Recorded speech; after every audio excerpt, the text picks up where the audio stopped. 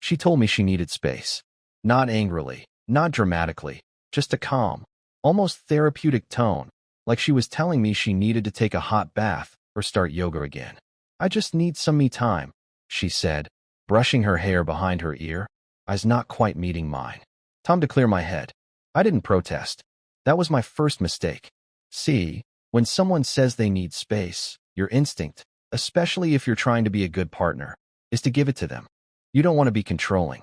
You don't want to smother them. You tell yourself that trusting them is part of love. And for me, trust wasn't just something I gave. It was something I'd built this relationship on. So I nodded. I even helped her pack. Just a few days up north, she said. A little Airbnb in the mountains, no signal, just books and wine and hiking. I offered to drive her. She declined. Said she wanted to feel independent. 3 days into her solo trip, my friend Tom sent me a photo. That's the moment my stomach turned cold. Not angry, not sad, cold, like the feeling you get when you miss a step going down the stairs and gravity shifts wrong under your feet. The photo wasn't malicious. Tom had no idea what he was doing.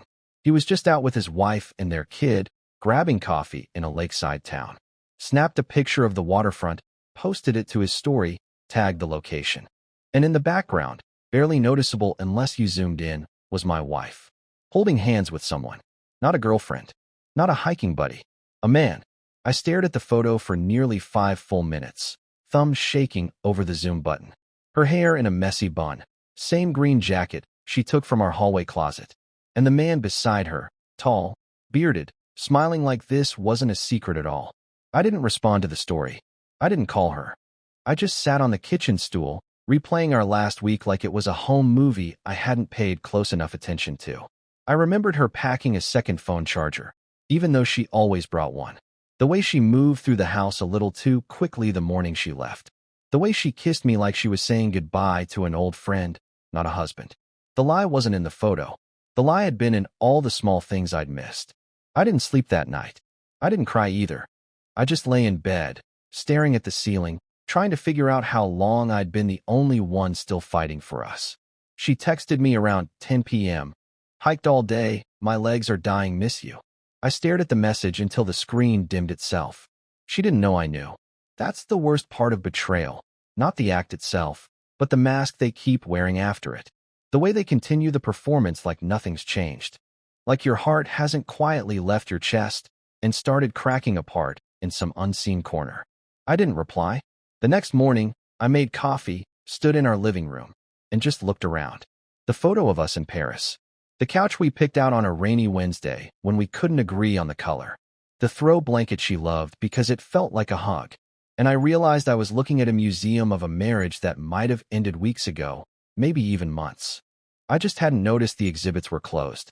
She came back 2 days later, walked in like nothing had happened, dropped her bags, kissed my cheek, and said, "I brought you something." A keychain. From the lake town. I held it in my hand like it was radioactive. She smiled, radiant, as if she hadn't walked through that same town holding someone else's hand while telling me she needed solitude. "Did you get time to clear your head?" I asked. She nodded. It was perfect. Exactly what I needed. I watched her then. The ease in her shoulders. The absence of guilt in her eyes. That was the moment I knew it wasn't the first time. You can't fake peace that easily unless you've practiced. But I didn't accuse her. I didn't rage. I didn't even show her the photo. I went quiet, which is sometimes the loudest thing a man can do. I started noticing things more deliberately after that. Late showers where she didn't want me to join. Phone calls that ended abruptly when I walked in. Password changes. Longer commutes. And always, that tired smile. The one that used to mean love and now just meant delay. It's a strange kind of grief, knowing the person you share a bed with is slowly disappearing from your life, but still standing right in front of you. I told myself I needed proof. Not for revenge, not even to confront her, but for closure, for me. So I waited. I watched. And one night, I followed her. She told me she was meeting her friend Carrie for dinner. Carrie, who lives 40 minutes away, who I hadn't heard her mention in months.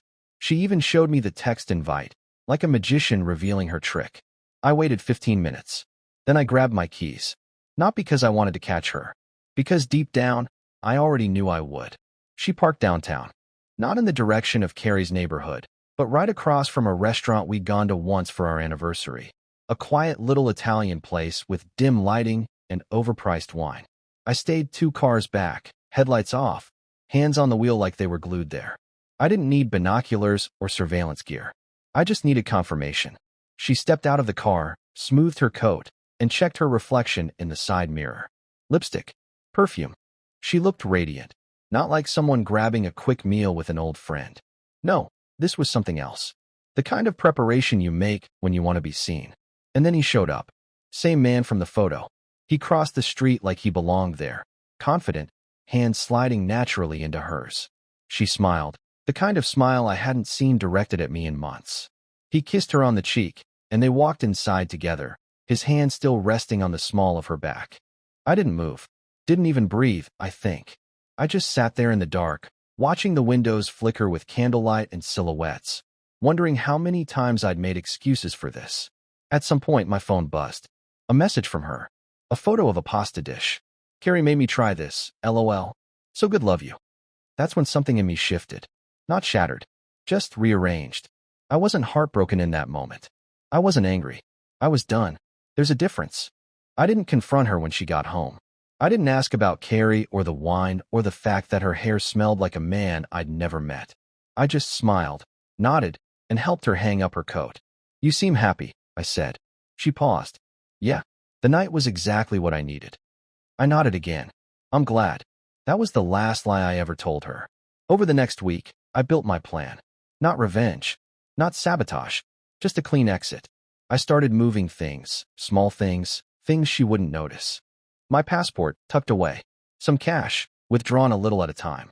Important files copied and stored in the cloud under a name she'd never think to search. She started to grow bolder, texting in front of me, leaving her phone face up, unlocked, almost daring me to see. So I did. His name was Leo. He sent her photos from the trip, called her Sunshine, talked about future weekends, just for us. She sent him playlists, her favorite lines from books she never shared with me, jokes she used to save just for us. And yet, every morning, she kissed me like none of it existed. That's the part one still think about. The duality. The effort. To cheat is one thing. To lie with such comfort, day after day, is another. 2 weeks later, she said she needed another break. Another solo weekend to reconnect with herself. I asked where she was headed this time. Same place, she said. It felt good to just disconnect. I smiled, careful not to let the bitterness show. Of course, I said. Whatever you need. She left on a Friday. By Saturday morning, I was gone. Not just from the house, from the life we built. I moved my things while she was gone, left no trace of a struggle. I didn't leave a note. Didn't give her the courtesy of closure. Because closure is for people who care. And I'd spent too long loving someone who was holding someone else's hand while telling me she missed mine. The last thing I did before I left? I printed the photo. The one from Tom's story. I folded it neatly and left it in her jewelry drawer, tucked between the necklace I bought her for our anniversary and the bracelet she once said reminded her of forever. Let her find it when she dressed for someone else. Let her wonder when I knew. Let her sit with the silence she earned. It took her 3 days to call me. Not text, not email. A full-blown, middle-of-the-night phone call. I was staying in a rented cabin about 2 hours from the city. No Wi-Fi, barely any signal. Just enough to see her name light up my screen like a warning flare. I let it ring out. Not because I didn't want to hear her voice, but because I knew she wouldn't be calling to tell the truth. She'd be calling to fix the version of me she needed. The man who didn't ask too many questions, who paid the bills, made her laugh, kept the foundation steady while she built a life on top of mine. The second time she called, I picked up. Her voice was rushed, anxious, already cracking. Where are you? I didn't answer. Just listened. I got back and the house was empty. Your stuff's gone. You left nothing. Are you okay? Are you doing something stupid? I almost laughed at that. The irony. Me doing something stupid. Did you find the photo? I asked quietly. Silence.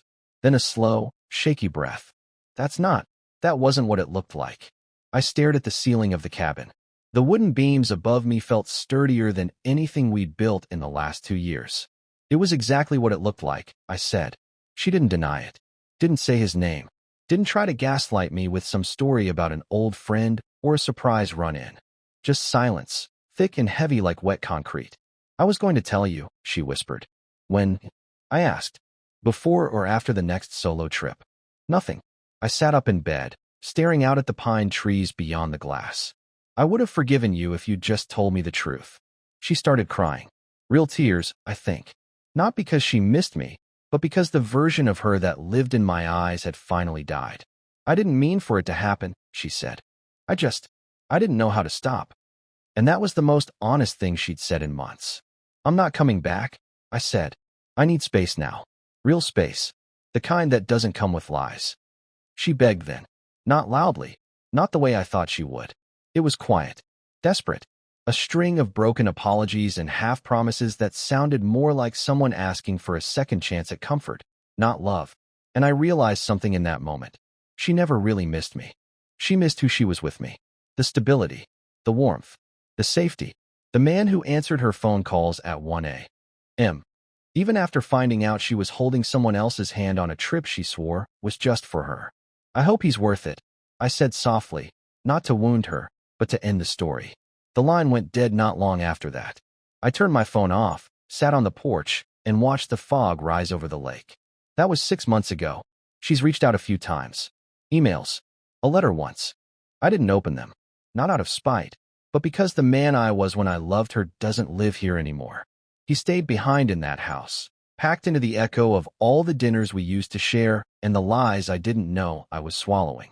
Some nights, I still see her in dreams, laughing, barefoot in the kitchen, wearing my hoodie, spinning in circles to old music. And then I wake up, heart pounding, and I remember that version of her is gone. And maybe she was never really there. But me? I'm still here, still breathing, still building, not to prove anything, just because I can. And that, in the end, is what healing looks like. Not revenge, not bitterness, just distance, clean and sharp like winter air. She needed me time, so I gave it to her. Forever.